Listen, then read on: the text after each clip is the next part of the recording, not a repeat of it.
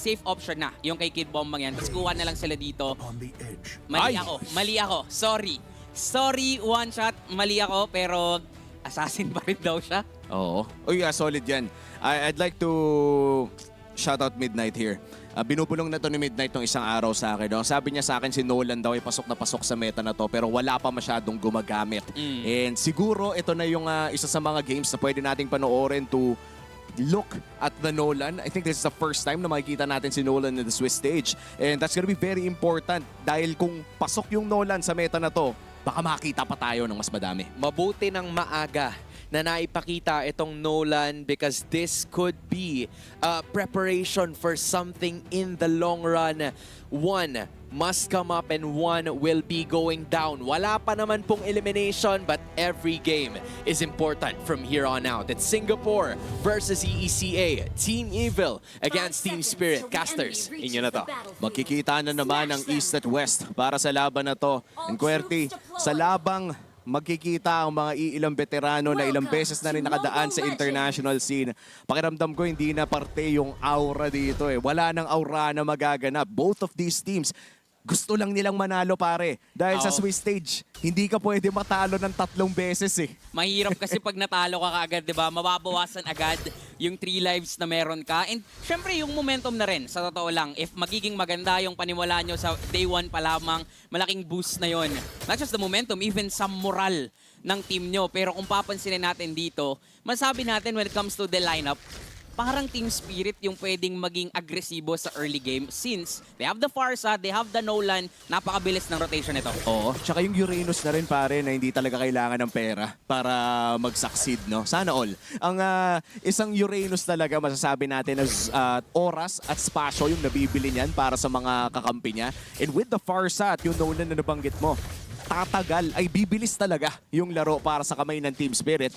Pero para bang ang yung rotation dito ng Evil, no, ay napakaganda na dedepensahan nila sa Aether. Hinahanap nila no, kung saan pupunta si Sawo, saan pupunta dito Sunset Lover. They're just protecting Aether. And now, nandun sa Gold Crab, of course, makuha ni Aether yan with the ultimate, pero nandun lang din kasi yung Nolan. So 3 versus 3, agad-agad na silipan. Pero wala pa rin naman mangyayari. Alam nila na ang first big objective hindi yung teamfight na yun, kundi yung magiging parating na turtle. Oo. At napaka-importante ng first turtle na to para sa ating mga XP laners. No? Level 4 naman na si Aether, pero nauna atang mag-establish ng pwesto on Team Spirit around this turtle. Gear might just be in trouble here. Nolan with the first blood! Kid Bomba makakakuha ng 400 gold pare. Sa totoo lang, hindi kasi din si one shot lang yung masakit dun eh. Yung pagbabad lang din mismo ni Gear kay Kid Bomba. And Kid Bomba just maximizing the kits na meron yung Uranus. Sa early game pa lang, sa totoo lang, napakasakit ng isang Uranus. And with that first blood kill, nakuha pa ng Team Spirit dito yung pagong. And that just shows their experience na meron. Pero that is also to be expected din naman. Diba yung sinasabi natin? Pero naghahanap yata dito ang Team Evil ng trade. Ang kaso lang, since wala pang level 4 si Powerful, I feel like mamaya pa magkakaroon ng tapang dito ang Team Evil. Oh, good invade however para dito sa Team Spirit. Nakita din natin kanina, no, right after na nakuha nila yung turtle, rumekta sila sa orange side ng Evil. Hindi nila nare-respeto yung damage na meron dito ang Evil. And Sawo goes in with a flicker play.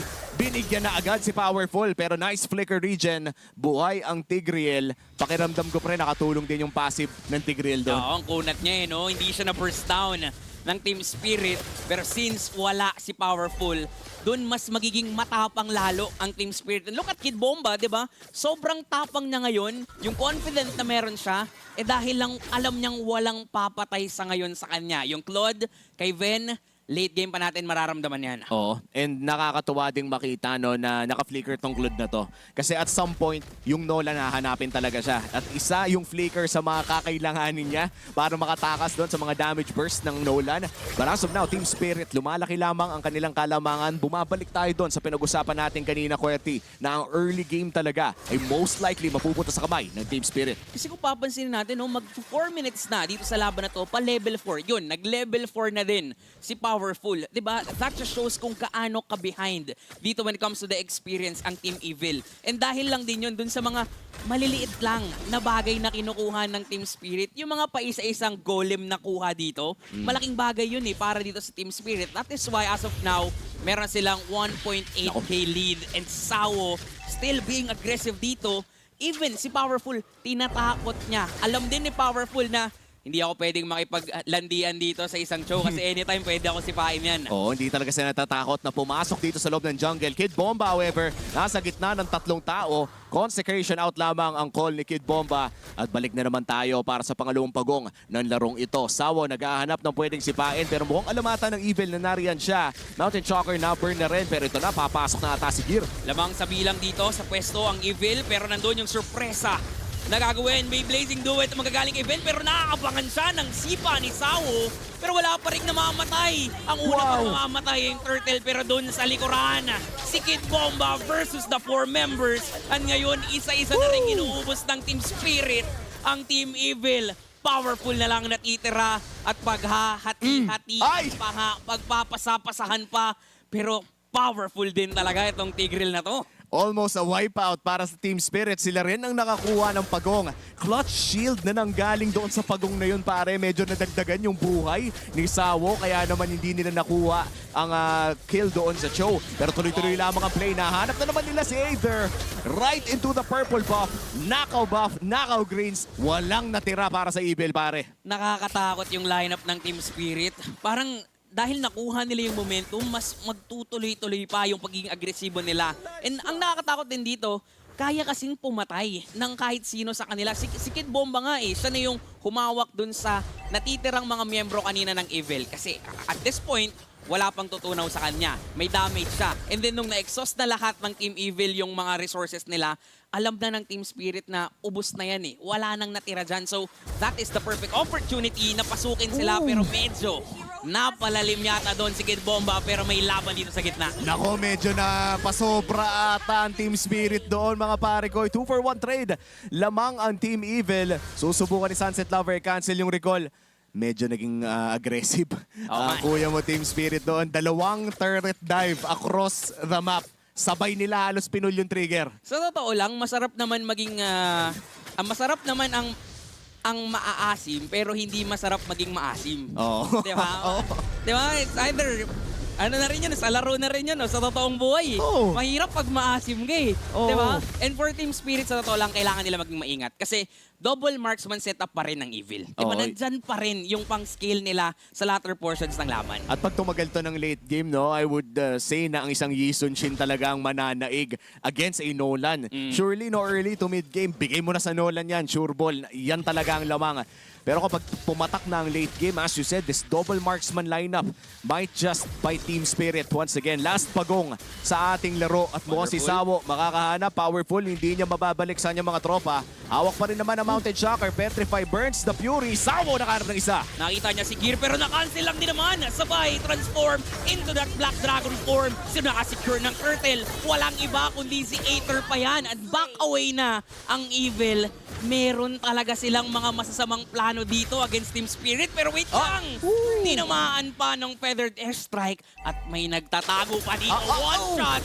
Pero hindi pa naman 1 kill ang makukuha na against Evil. Pero parang mas lamang pa rin doon ang Team Spirit. Oo, nakalamang talaga ang Team Spirit dahil alam nila na lamang pa sila in terms of firepower right after that turtle take. Kahit ba sabihin natin na nakakuha ng resources ang side ng Team Evil, yung pinawi naman ng Team Spirit ay mas madami. Higit na mas madami kung ikukumpara sa Evil. Kaya naman lalaki ang ating gold to almost 6,000. May crucial item power spike dito para kay Sunset Lover. The Genius Wand plus the Lightning Truncheon. Yan yung pinag-usapan natin kanina. Ito ang deadly combo para sa mga mages ngayon. Abangan nyo yung damage na manggagaling sa Feathered Airstrike. Oo, napakasakit Even nga si Gear, isang ano na lang isang hakbang na lang, buhay na sana siya doon pero inabutan pa siya ng Feathered Airstrike yun ni Sunset Lover. And if we're gonna look at the KDAs ng mga damage dealer, ng mga core heroes dito sa Team Spirit, sila hindi pa mga namamatay. Diba? One shot, Sunset Lover, and even Hiko still alive and farming lang unti-unti pang tumataas yung kalamangan na meron sila. Meanwhile, for Sawo as well as Kid Bomba, naging agresibo lang talaga sila para mabata nila dito ang Team Evil. And look at that, diba? Nandyan na naman yung pananakot. May Blazing Duet pa na gagamitin si Ven. Pero panakot lang din yun kay One Shot. Ang kaso lang, lumalim si Sawo, binuhos kay Sawo lahat. Oo, sinipa ni Sayla, pare. Ninakaw with IMU ang Way of the Dragon at pinatikim si Sawo ng sarili niyang sipa. Pero magpupush pa rin dito ang Team Spirit. Makakadepensa naman ata ang powerful pero hindi na ata kayang indahin yung sakit na nanggagaling dito kay Hiko. Medyo delikado ang side ng Evil. Magsaspawn na ang Lord Team Spirit. Mag-i-invade pa rin sa loob ng orange side nila. Ayaw talaga magbigay ng EECA. Napakatindi no, ng Team Spirit dito when it comes to the trades na nakuha nila. Kasi sa totoo lang, mas lamang sila eh. 'Di ba? Willing si Sawo, willing si Kid Bomba na ialay yung mga sarili nila. Sila yung nagiging sakripisyo dito mula sa Team Spirit para sa much bigger picture, which is yung mga turret objectives. Kasi kung pagtutuunan natin ng pansin, puro base turrets na lang ang meron dito ang Evil. 'Di ba? Maliban doon sa isa pang gitnang nakatayo, 'di ba? Dito sa side ng Team Evil. Pero for Team Spirit, laging mas okay yung nakukuha nilang trade. Lagi silang may advantage sa mga nakukuha nilang team fights. Para bang ang itsura kung manonood ng normal na tao, parang 50-50. Yun nangyayari sa mga team fight. Pero sumasalisi kasi yung Team Spirit ng mga iilang bagay sa ibang parte ng mapa habang may nangyayari. And I feel like this is the power of the Nolan, no? Kaya mo talagang mag-cross-map trade ng napakabilis. But here we go. Puputok na ang mga holy defenses mula sa top lane, mid lane, and bottom lane. Kid Bomba, nariyan na sa may bandang ibaba. Ang Lord ay matutunaw. Pero hindi pa naman ata makakuha ng inhibitor turret. Sawo, looking for the play. May flicker ba? Ipo-pull ba ang trigger? Mukhang hindi. Disiplina pa rin ang paiiralin dito ni Sawo.